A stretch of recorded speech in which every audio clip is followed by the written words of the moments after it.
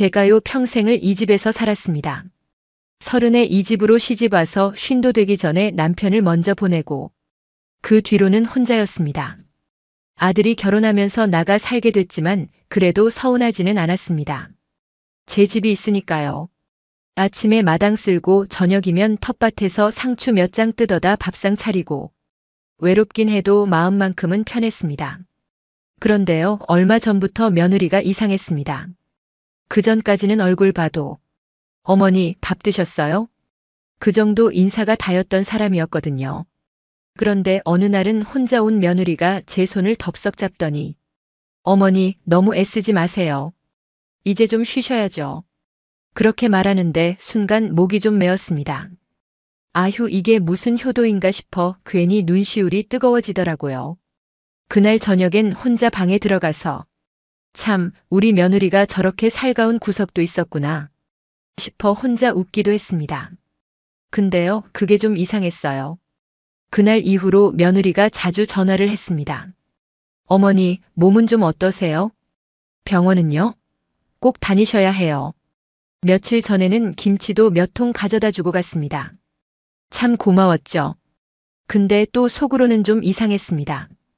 그동안은 제가 먼저 김치를 해서 보내줬지 며느리가 뭘 해서 갖고 온 적은 한 번도 없었거든요. 어쩐지 그 손길이 그 말투가 좀 과하게 느껴졌달까요? 그리고 그 다음 주였습니다.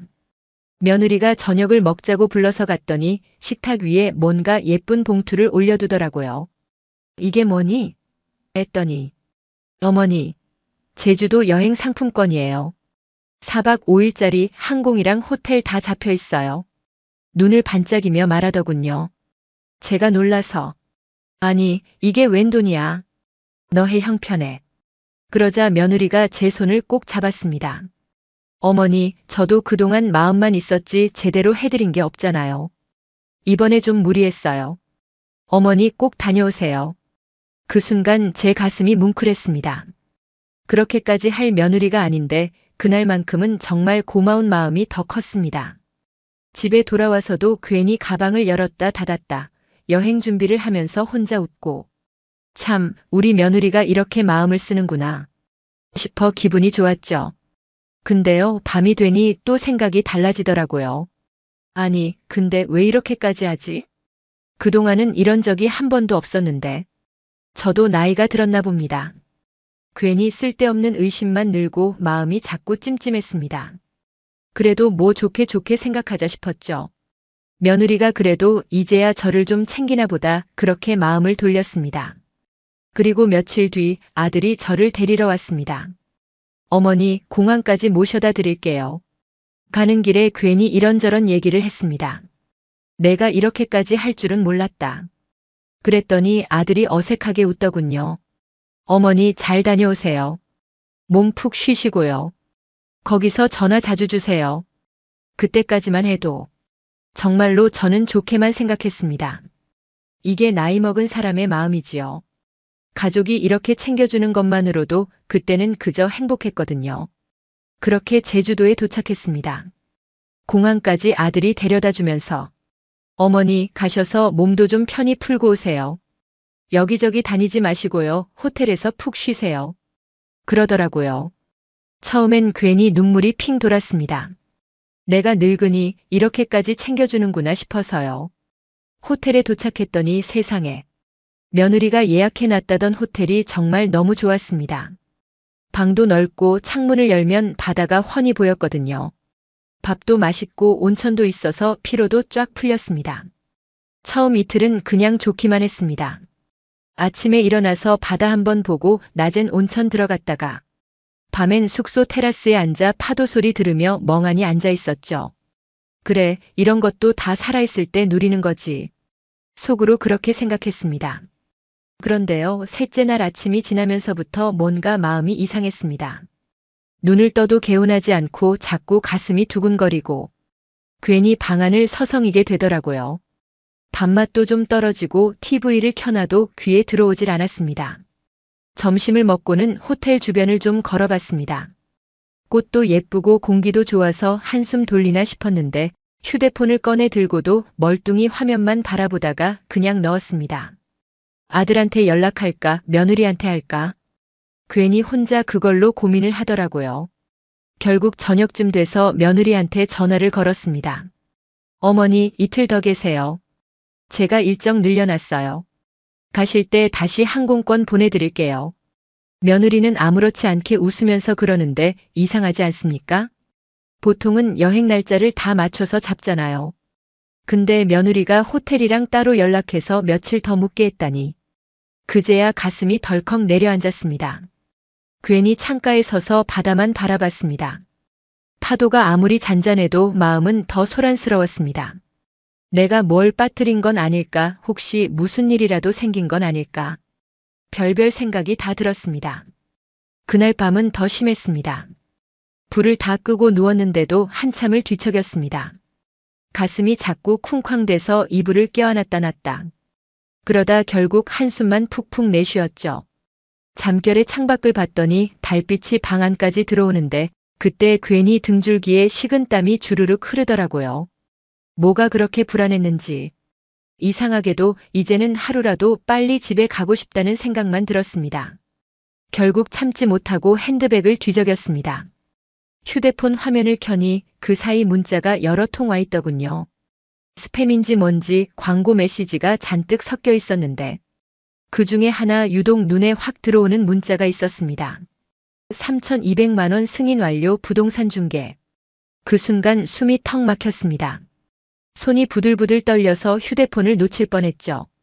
부동산 중개 3,200만 원? 제 카드에 저런 돈이 결제될 리가 없었습니다. 며느리가 가끔 제 카드를 쓰겠다며 가져간 적이 떠올랐습니다. 그땐 뭐 큰 금액도 아니었고 같이 마트 가서도 종종 긁었으니 별 의심이 없었죠. 근데 부동산 중개라니요. 가슴이 미친 듯이 뛰기 시작했습니다. 손에 쥔 휴대폰이 땀에 젖어 미끄러질 정도였어요. 급히 카드사에 전화를 걸었습니다. 버튼이 잘 눌리지 않아 2번이나 다시 누르고서야 연결됐습니다. 네, 고객님, 무엇을 도와드릴까요? 숨이 가빠 목소리가 제대로 안 나왔습니다. 저 방금 카드 승인 문자가 왔는데요. 3,200만 원짜리 부동산 중개로 결제된 거 맞나요? 상담원이 잠시 컴퓨터를 두드리는 소리가 들리더니 확인되십니다. 오늘 오전에 부동산 계약금으로 결제되셨고요. 혹시 계약 진행하시는 게 맞으실까요? 귀에서 뭔가 웅마이너스 하고 울리더니 아무 소리도 안 들렸습니다. 목에 걸린 돌덩이가 꿀꺽 삼켜지는 기분이었죠. 아니요, 저는 그런 거 결제한 적 없습니다. 그거 멈출 수 없나요? 취소 좀 해주세요. 그 말에 상담원도 당황했는지 목소리가 조금 바뀌었습니다. 어르신, 이건 부동산 계약건이라 저희가 바로 취소 처리는 어렵고요. 혹시 위임으로 진행하셨거나 가족분이 대신 결제하신 건 아니실까요? 순간 머리가 번쩍했지만 숨을 크게 들이켰습니다. 아니에요. 저는 위임장도 그런 거 낸 적 없어요. 가족이 제 카드를 가져간 적은 있지만 부동산 계약 같은 건 한 적이 없어요. 상담원은 신중하게 말을 이어갔습니다. 그러시면 이건 금융사기로 접수 도와드릴 테니 내역은 즉시 정지 걸고요. 다만 부동산 쪽에서 법적 문제가 될 수 있으니 혹시 모를 경찰 신고도 고려해 보시길 권장드립니다. 그 말을 듣는데 눈앞이 까매지더군요. 내가 지금 사기를 당한 건가? 내 집을 내 돈으로 남이 계약해가는 그런 꼴이 되는 건가? 휴대폰을 꼭 쥔 손에 힘이 너무 들어가 관절이 욱신거렸습니다. 머릿속에선 며느리 얼굴이 떠올랐다가 아들 얼굴이 떠올랐다가 모두가 다 낯설게 느껴졌습니다. 그때부터 한순간도 가만히 있지 못했습니다. 호텔 방을 몇 바퀴고 돌고 커튼을 걷었다 내렸다 하면서도 계속 머릿속엔 집, 계약금, 부동산 그 말만 맴돌았습니다. 그러다 결국 마음속에서 하나의 결론이 뚝 떨어졌습니다. 이대로 있다간 내 집, 내 인생이 송두리째 날아가겠다. 숨을 고르고 다시 휴대폰을 들었습니다. 그리고 곧장 다음 행동을 준비하기 시작했습니다. 제주도 호텔 방에서 부동산 결제 문자를 확인한 뒤 저는 더 이상 머뭇거릴 틈이 없었습니다. 휴대폰으로 항공사를 수십 번 검색해 바로 다음 날 가장 빠른 비행기를 예약했습니다. 그날 밤은 잠도 오지 않았습니다. 숨이 막혀 베개를 껴안고 있다가 결국 새벽녘에야 깜빡 잠이 들었죠. 공항에서 택시를 잡아 타고 집으로 돌아가는 내내 손은 계속 떨렸습니다. 창밖으로 스쳐가는 풍경이 하나도 눈에 들어오지 않았습니다. 설마 그 사이에 집에 무슨 일이 벌어진 건 아니겠지. 마음속으로 계속 되뇌었지만 불안감은 점점 더 커졌습니다. 집 앞에 도착했을 때 먼저 눈에 들어온 건 골목 입구에 서 있는 낯선 승합차였습니다. 누군가 문을 열어 짐을 꺼내고 있었는데 그 모습이 어쩐지 심장이 철렁 내려앉게 만들었습니다. 대문 앞까지 다가가니 현관문이 반쯤 열려 있었습니다. 가슴이 쿵 내려앉았죠. 혹시 도둑이라도 든 건 아닌가 싶어 발걸음을 멈췄습니다. 그때 안에서 웃음소리와 함께 사람 목소리가 들렸습니다. 네, 여기 옷장 사이즈 맞아요. 이거 사진 보내드릴게요. 순간 다리에 힘이 풀릴 뻔했습니다. 이삿짐 센터 직원들이었습니다. 안으로 들어가 보니 남정네들이 제 집을 이잡듯이 둘러보고 있었습니다. 냉장고 문을 열었다 닫고 장롱 크기를 재고 방마다 돌아다니며 체크리스트에 뭔가를 적고 있었습니다. 그제야 정신이 번쩍 들었습니다. 아직 짐을 싣고 나르는 건 아니었지만 이미 이삿짐 견적을 내려온 상황이었던 겁니다. 잔금이 치러진 건 아니어도 며느리가 곧 이사할 집이라고 말했는지 부동산 쪽에서 미리 사람을 부른 모양이었습니다. 그때 부동산 직원이라는 사람이 저를 보고 다가왔습니다. 어르신 안녕하세요. 저 지난번에 서류 들고 왔던 마흔 부동산입니다. 오늘 이사 날짜랑 가전 상태 점검한다고 해서 왔는데요. 어르신, 오늘도 나오신다고 못 들었는데 혹시 들르신 거예요? 저는 그 말을 듣는 순간 머리가 새하얘졌습니다. 아니 난 오늘 처음 왔는데 이게 다 뭐예요? 무슨 이사요? 누가 이 집을 팔았다고 그래요? 부동산 직원은 오히려 당황한 표정으로 서류를 뒤적였습니다. 아니, 여기 계약자분 인감하고 서명 다 받아서 진행되는 건데요. 며느님께서 다 말씀하셔서 저흰 오늘 상태만 보고 가려던 거예요. 아직 잔금은 안 들어왔으니까 걱정 마세요. 걱정 말라니요. 머리가 멍했습니다. 내 집인데 내 허락도 없이 이렇게 남들이 들락날락하면서 내 장롱, 내 냉장고를 이리저리 열어보고 있는 게 너무 기가 막혔습니다. 부동산 직원은 그러더니 휴대폰을 꺼내 어디론가 전화를 걸었습니다. 네, 사모님. 어르신이 지금 집에 와 계신데요. 예, 알겠습니다. 그리고는 휴대폰을 귀에 댄 채 저를 곁눈질로 바라보았습니다. 마치 뭔가를 기다리는 표정이었습니다. 그 순간 머릿속이 퍼뜩 차가워졌습니다. 이건 며느리가 이미 다 계획해 놓은 거구나. 잠시 후 며느리가 차를 타고 도착했습니다. 제 모습을 보자마자 아무렇지 않게 웃으며 다가왔습니다. 어머 어머니. 벌써 오셨어요?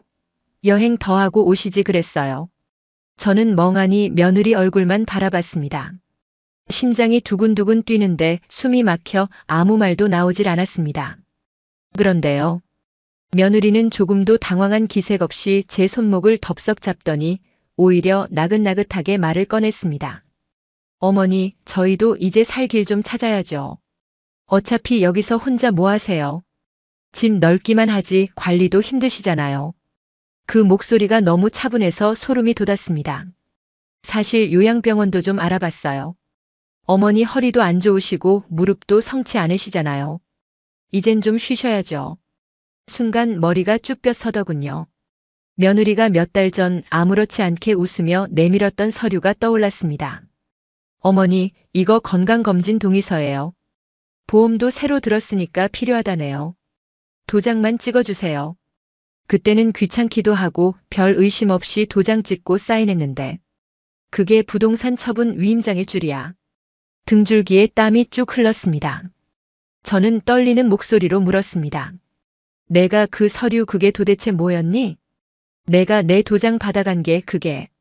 며느리는 피식 웃으며 고개를 끄덕였습니다. 어머니 서명하고 인감이요? 이미 그걸로 계약 다 진행했어요. 잔금만 들어오면 이사 나가시면 돼요. 입이 딱 벌어졌습니다. 이제 그만 편히 쉬세요, 어머니. 저도 더 이상은 못해요. 우리도 애 학원비에 생활비에. 솔직히 이 집이라도 정리해야 살죠. 그러면서 제 어깨를 토닥이는데 그 손길이 너무 차가워 몸이 부르르 떨렸습니다. 저는 며느리를 똑바로 바라봤습니다. 그래, 내가 그랬구나. 내가 너 그렇게 살갑게 구는 거 보고 얼마나 좋아했는데. 며느리는 미간을 찡그리며 낮게 웃더군요. 어머니, 세상 살기 힘들잖아요. 저도 이제 더 이상은 못 버텨요. 이 집만 팔면 어머니 요양병원 모셔드리고 우리도 숨 좀 돌릴 수 있어요. 한순간에 머릿속이 새하얘졌습니다. 그러면서도 피가 거꾸로 솟는 기분이 들더군요. 그때 부동산 직원이 멀찍이서 우리를 지켜보다가 다시 다가왔습니다. 어르신, 며느님 말씀대로 잔금만 들어오면 이제 바로 소유권 넘어갑니다. 그러니까 걱정 마시고요. 그동안 짐 정리만 해두세요. 며느리는 그런 직원의 어깨를 툭 치며 웃더군요. 그러니까요. 어머니도 이제 좀 쉬세요. 혼자 이런 큰 집 뭐하러 지키세요? 저는 입술을 꾹 깨물었습니다. 심장이 쿵쿵 뛰어 터질 것 같았지만 그 속에서도 머릿속은 맹렬하게 돌아가고 있었습니다. 그래, 이 여자 이제 다 드러났구나. 그 눈앞에서 며느리가 아무렇지 않게 웃으며 하는 말이 제 귀에 콱콱 박혔습니다.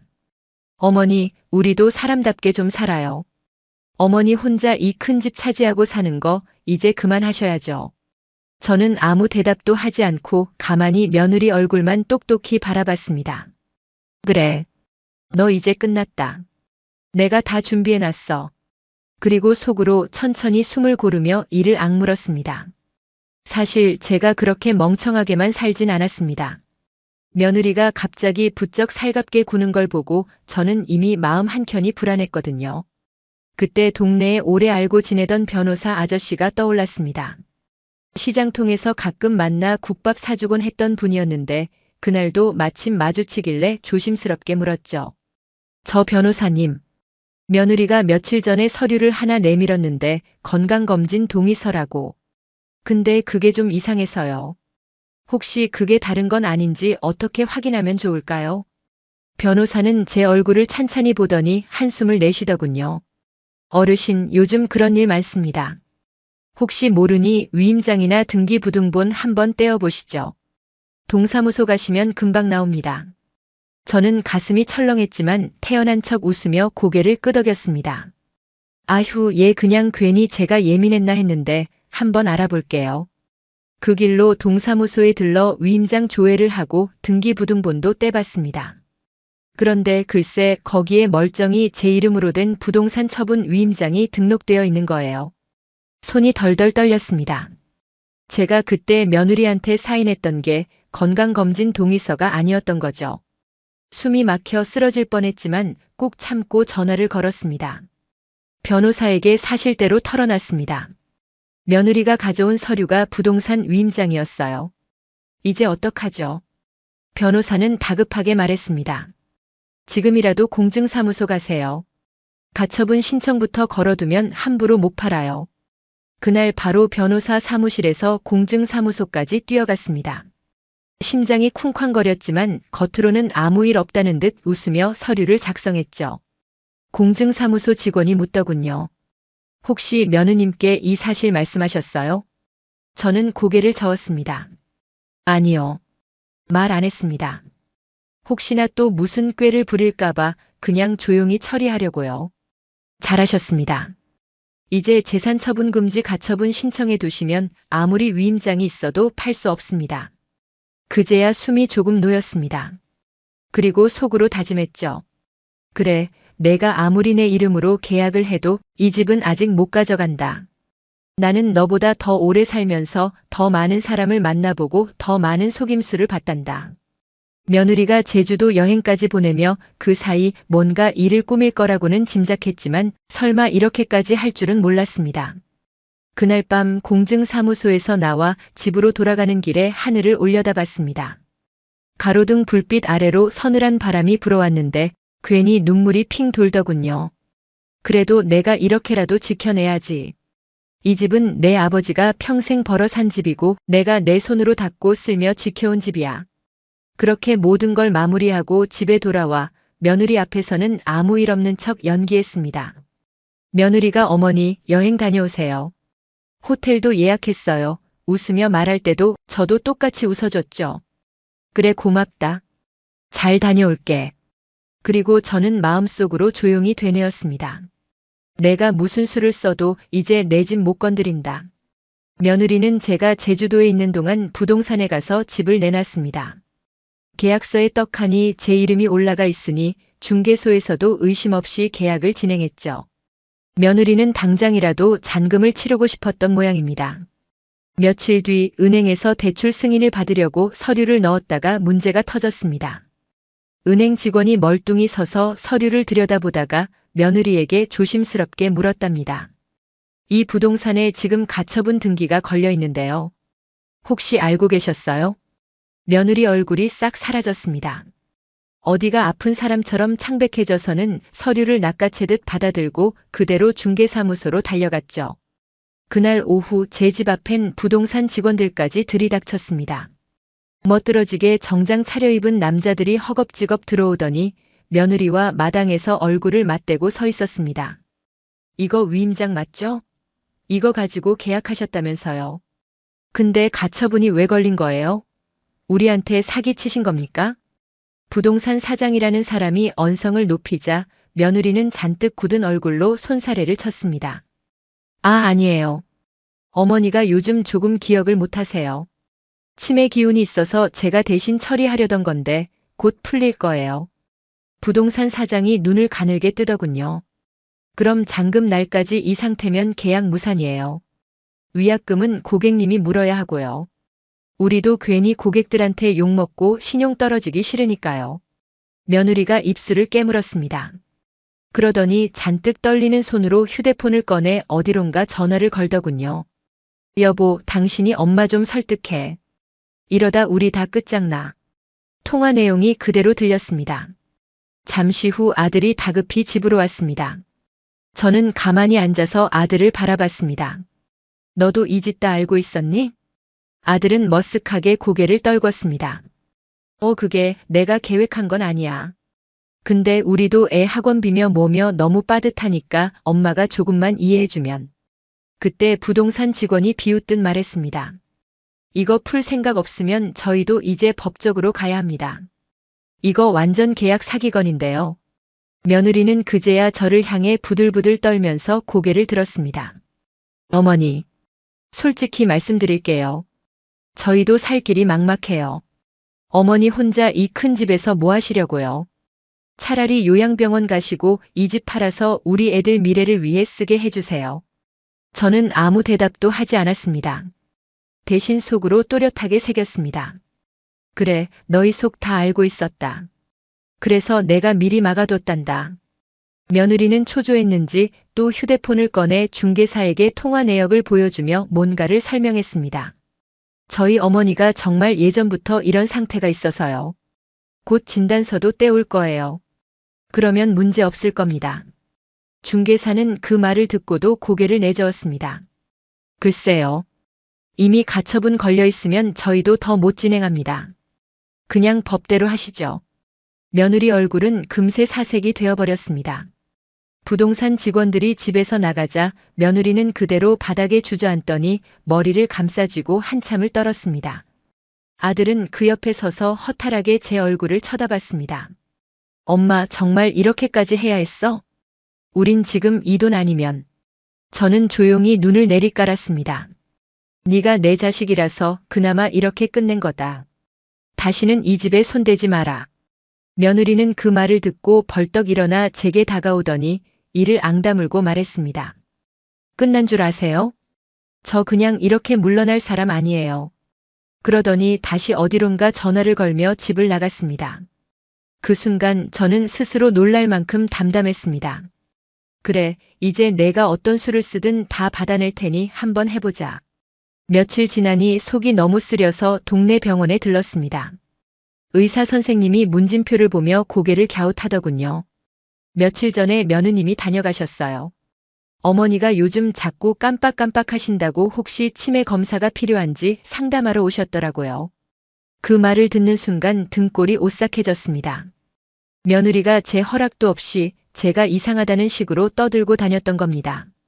저는 억지로 웃으며 말했습니다. 아이고, 제가 뭘요. 선생님, 저 멀쩡하잖아요. 의사가 허허 웃더니 고개를 끄덕였습니다. 제가 보기에도 그러시네요. 걱정 마세요. 오히려 위장약만 조금 드릴게요. 다른 건 괜찮으신 것 같아요. 처방전을 들고 나오는 길에 손이 덜덜 떨렸습니다. 며느리가 여기저기 다니면서 저를 정신 나간 사람 취급하려 한 게 분명했습니다. 그 얼굴이 떠올라 속이 뒤집히더군요. 며느리는 거기서도 포기하지 않았습니다. 며칠 뒤 공증 사무소에서 저에게 급히 연락이 왔습니다. 어르신, 지난번 며느님께서 다시 찾아오셨는데요. 새 인감 도장이라며 부동산 관련 서류를 공증받겠다고 하시더라고요. 가슴이 철렁 내려앉았습니다. 그런데요. 저희가 혹시 몰라 지난번 공증 기록이랑 대조했더니 도장이 조금 달랐어요. 수상해서 며느님께 다시 확인하려 했더니 얼굴이 굳으시더니 그냥 서류 들고 급히 나가셨습니다. 그럼 규정상 저희가 이런 경우 바로 관할 경찰에 보고하게 되어 있어서요. 조만간 조사 들어갈 겁니다. 숨을 크게 들이쉬고 전화기를 내려놨습니다. 며느리가 사문서 위조까지 시도했던 겁니다. 며칠 뒤 경찰에서 며느리를 불렀습니다. 며느리는 한참을 버티다 결국 다 불었습니다. 그날 저녁 며느리가 집에 들이닥쳤습니다. 눈꼬리가 번들거리고 얼굴엔 분노가 잔뜩 서려 있었습니다. 그리고 제 코앞까지 다가오더니 휴대폰을 귀에 댄 채 고래고래 소리쳤습니다. 끝까지 그렇게 나오세요. 나중에 병원에서 꼼짝 못하고 누워 계실 때 그때도 그렇게 뻣뻣하게 계세요. 손주도 다 내 거예요. 그 애가 크면 내가 어떻게 얘기하는지 똑똑히 보세요. 그 말에 머리가 아득해졌습니다. 손주까지 저 사람 손에 맡겨야 한다니 그게 가장 두려웠습니다. 문을 쾅 닫고 나간 며느리의 뒷모습을 한참이나 바라봤습니다. 그리고 가만히 가슴께를 눌렀습니다.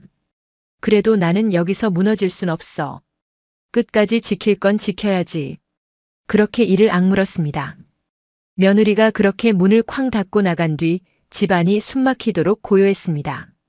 저는 멍하니 거실에 앉아 있다가 어느새 앞집 할머니 댁 문을 두드리고 있더군요.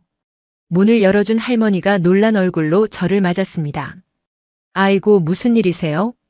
저는 그제야 그동안 참고 있던 게 북받쳐 올라 앞치마 자락을 손에 쥐고 떨리는 목소리로 얘기했습니다.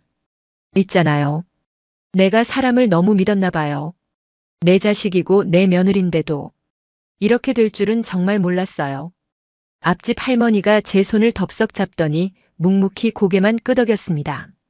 그 따뜻한 손에 그만 눈물이 왈칵 쏟아졌습니다. 그렇게 살갑게 굴더니 결국 내 등치고 내 집 팔아서 자기들 살 궁리만 했어요. 내가 그걸 몰라서 얼마나 바보 같아요. 앞집 할머니가 조용히 제 등을 토닥이며 말했습니다. 바보 아니에요. 사람 마음은 모르니까 속는 거지요. 그게 어르신 잘못이에요. 나라도 속았을 거예요. 그 말이 어찌나 위로가 되던지 한참을 그렇게 마루에 앉아 훌쩍였습니다.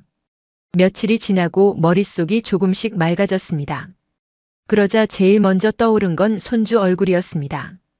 그래도 저 애한테만큼은 뭔가를 남겨주고 가야겠다. 저 애는 아무 죄도 없으니. 그 길로 변호사 사무실을 다시 찾았습니다. 저를 기억한 변호사가 반갑게 맞으며 의자를 권하더군요. 무슨 일로 또 오셨어요? 저는 작게 한숨을 쉬고 천천히 말을 꺼냈습니다. 손주한테 대학 갈 때까지 쓸 돈을 좀 남겨주고 싶은데요. 그 돈은 며느리가 절대 못 건드리게 해주세요. 그 아이한테만 가게 꼭 그렇게 해주세요. 변호사가 서류를 하나씩 꺼내 보여주며 꼼꼼히 설명했습니다. 신탁으로 묶으면 됩니다. 명의를 손주 이름으로 하고 어르신 사망 후에도 며느님은 손댈 수 없게 조건을 거는 거죠. 대학 등록할 때 그 증빙만 갖고 와서 찾아 쓰게 하면 됩니다. 그 설명을 들으니 마음이 조금 놓였습니다. 그러면 그 아이가 대학 가기 전까지는 아무도 못 가져가는 거지요? 네. 그 약정은 절대 깨지지 않아요. 어르신이 미리 대비 잘하신 겁니다. 펜을 드는 손이 조금 떨렸지만 그래도 이번에는 똑바로 이름을 쓰고 인감을 찍었습니다. 변호사가 미소를 지으며 서류를 정리했습니다. 손주분이 나중에 이거 보면 정말 많이 감사해야 할 거예요. 집으로 돌아오는 길 하늘이 유난히 높아 보였습니다. 괜히 발걸음이 느려지더군요. 내가 뭐 대단히 잘한 것도 아니지만 그래도 저 아이만큼은 나 때문에 울 일 없게 해야지. 그렇게 다시 마음을 단단히 붙들었습니다. 남은 생 조금은 홀가분해진 기분이 들었습니다. 며느리는 결국 경찰에 출석하라는 통보를 받았습니다. 사문서 위조 사기 미수 혐의. 부동산에서도 계약 불발로 손해를 입었다며 고소장을 접수했더군요. 며느리는 경찰서 조사실에 앉아 있었지만 평소와 달리 말이 없었습니다. 수사관은 계약서 복사본, 공증 서류, 가짜 인감신고 접수 기록까지 모두 책상 위에 펼쳐놓았습니다. 보시다시피 부동산 위임장도 가짜, 잔금 계약서도 서명과 날인이 다릅니다. 여기 공증 사무소에서 신고 들어온 서류에는 귀하가 다른 도장을 찍으려다 걸린 기록도 있고요. 며느리는 얼굴이 새하얗게 질린 채 손을 떨었습니다. 저 그게 어머니가 다 동의해 주신 거였어요. 나중에 기억을 못 하시는 거지. 그때는 다 사인하고. 수사관은 고개를 절레절레 흔들었습니다. 지금 이걸 치매라고 몰아가시려는 겁니까? 이미 병원에서도 기억력 정상이시라고 진단서 나왔습니다. 며느리는 머리를 감싸 쥔 채 고개를 떨구었습니다. 며느리가 아들에게는 손 뻗어 매달렸다고 했습니다. 여보, 당신이라도 나 좀 도와줘. 이거 다 어머니가 치매라서 벌어진 일인 거 알잖아. 하지만 아들은 딱 잘라 말했답니다. 내가 꾸민 거잖아. 내가 지금 회사에서도 얼마나 곤욕을 치르고 있는지 알아? 당신 때문에 사람들이 다 내 뒷얘기 한다고. 며느리는 그제야 자기 발등을 찍은 걸 깨달은 듯 했습니다. 며느리의 친정에서도 돈을 마련해주지 못하자 급히 사채까지 알아보다 거절당했다는 소문도 들려왔습니다. 동네 사람들도 더 이상 대꾸하지 않았습니다. 슈퍼 주인이 그러더군요. 원래 인심 좋던 사람이었는데 욕심이 화를 불렀지 뭐야. 저렇게까지 집을 빼돌리려 하다 망신만 당했잖아. 며느리는 결국 거처를 옮겼습니다. 더는 얼굴을 들고 다닐 수가 없었던 거죠. 살던 집도 밀린 관리비 때문에 경매에 넘어갈 뻔했다더군요. 그 소식을 들은 저는 묘하게 마음이 복잡했습니다. 안 됐다기보단 저 사람은 결국 자기 욕심으로 이렇게 무너졌구나 싶어서요. 며느리는 마지막으로 저에게 전화를 걸어왔습니다. 목소리가 갈라진 채로 울분을 토해냈습니다. 어머니, 끝까지 그렇게 나오세요. 나중에 병원에서 누워서 후회나 하지 마세요. 손주도 결국 다 나한테 돌아올 거예요. 어머니 같은 사람 곁에서 애들이 뭘 배우겠어요? 저는 가만히 전화기를 내려다보다 그대로 전화를 끊었습니다. 그리고 다시는 그 사람에게서 연락이 오지 않았습니다. 그제야 저는 깨달았습니다. 돈이 무섭다더니 정말로 돈 앞에서 사람이 얼마나 악해질 수 있는지를요.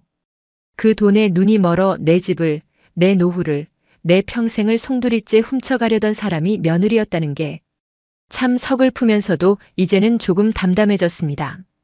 며느리의 인생은 그렇게 파국으로 치달았고 저는 그제야 조용히 한숨을 돌릴 수 있었습니다. 그러던 어느 날이었습니다. 저녁 무렵 집 앞에 차가 한 대 멈추더니 문을 두드리는 소리가 들렸습니다. 문을 열어보니 그동안 소식조차 뜸하던 아들이 혼자 서 있었습니다. 불과 몇 달 새에 사람이 얼마나 변할 수 있는지 눈에 띄게 폭삭 늙어 있더군요. 저는 아무 말 없이 아들을 거실로 들였습니다. 아들은 한참 동안 말을 못 꺼내고 고개만 떨군 채 있더니 결국 낮게 중얼였습니다.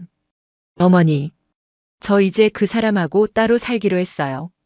순간 마음이 이상했습니다. 서럽기도 하고 한편으론 다행이다 싶기도 했습니다. 저는 그냥 묵묵히 아들의 손을 잡았습니다. 내가 얼마나 괴로웠겠니? 잘했다.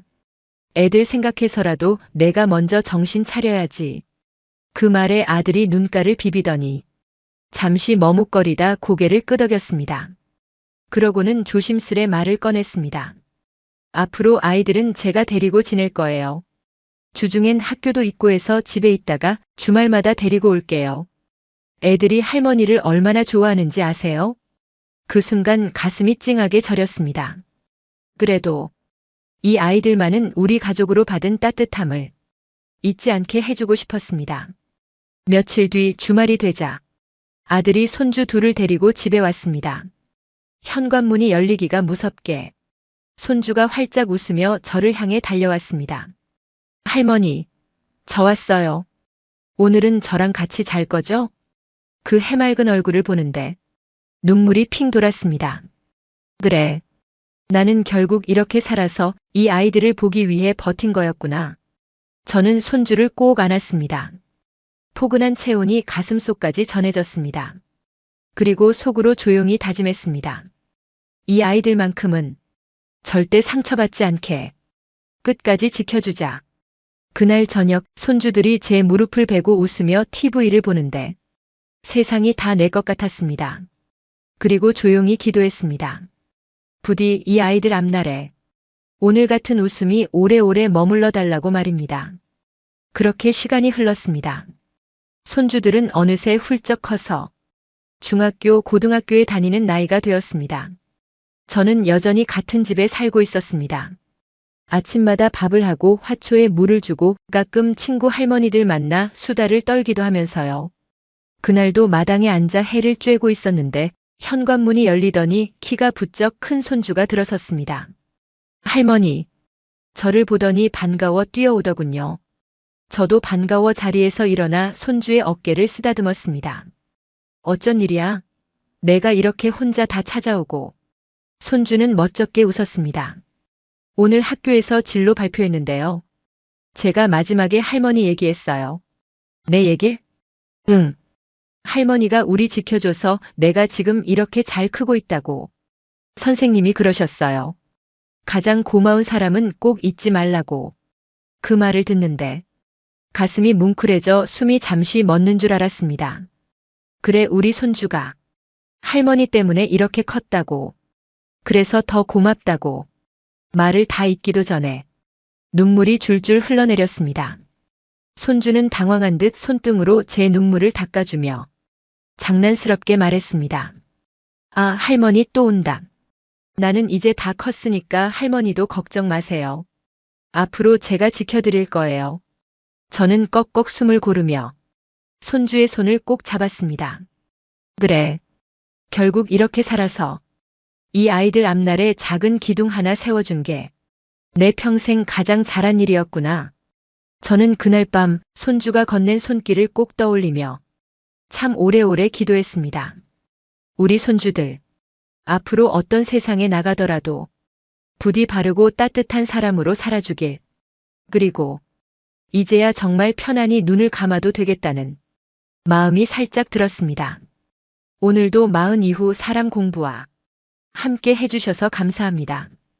이 사연이 여러분 마음에 작은 울림이 되었다면 좋아요와 구독 그리고 알림 설정 부탁드립니다. 다음 시간에는 또 다른 인생의 이야기로 당신의 하루에 따뜻한 동행이 되어 드릴게요. 감사합니다.